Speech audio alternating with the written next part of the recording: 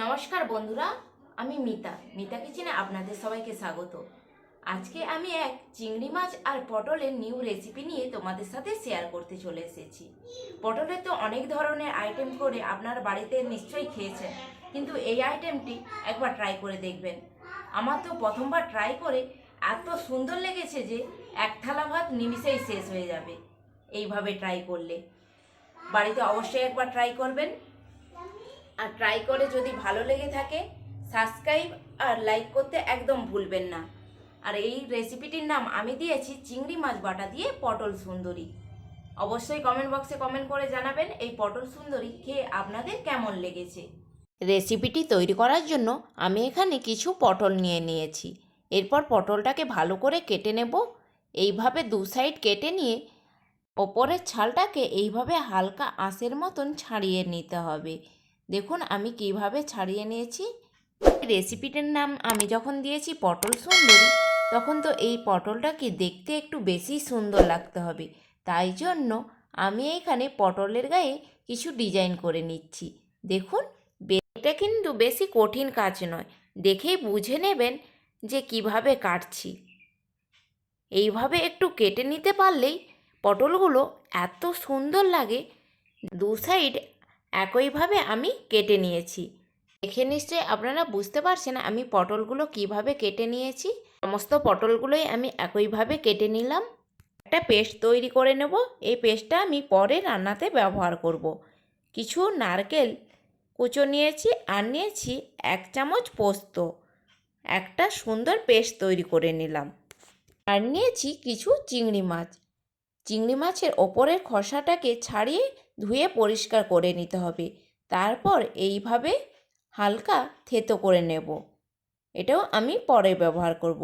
আর মশলার জন্য এখানে নিয়েছি পেঁয়াজ কুচনো, রসুন বাটা, আদা বাটা আর টমেটোর কুচি।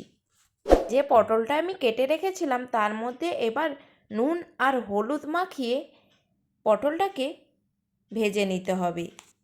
তার জন্য গ্যাসের ওপর কড়াই বসিয়ে কড়াইয়ের মধ্যে দিয়ে দিলাম কিছুটা পরিমাণ সরিষার তেল গরম করতে। এই রান্নাটা আমি সরিষার তেল দিয়েই করব, কারণ সরিষার তেলের টেস্টটাই আলাদা।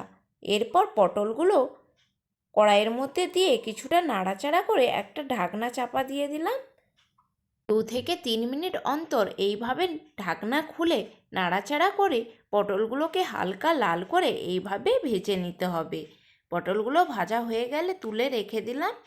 ওই কড়াইয়ের মধ্যেই আরও কিছুটা পরিমাণ সরিষার তেল দিয়ে দিলাম কিছুটা পরিমাণ গোটা গরম মশলা, আর দিয়ে দিলাম 2টো তেজপাতা। 1 থেকে 1.5 মিনিট নাড়াচাড়া করার পর এর মধ্যে দিয়ে দেব 1 মুঠো পেঁয়াজ কুচোনো। পেঁয়াজটা হালকা ব্রাউন করে ভাজা হয়ে গেলে এর মধ্যে দিয়ে দেব 1 চামচ রসুন বাটা। রসুনটাকে দিয়ে হালকা লাল করে ভেজে নিতে হবে। আর দিয়ে দিলাম 1.5 চামচ আদা বাটা। আদাটাকে দেওয়ার পরও আবারও নাড়াচাড়া করে ভেজে নেব। দিয়ে দিলাম একটা গোটা টমেটোর কুচি। দিয়ে মশলাটাকে ভালো করে কষাতে হবে। 1.5 থেকে 2 মিনিট কষানোর পর অল্প একটু জল দিয়ে আরও কিছুক্ষণ কষিয়ে নিলাম। মশলা থেকে তেল ছাড়তে শুরু করলে দিয়ে দেব আগে থেকে সেই থেতো করে রাখা চিংড়ি মাছগুলো।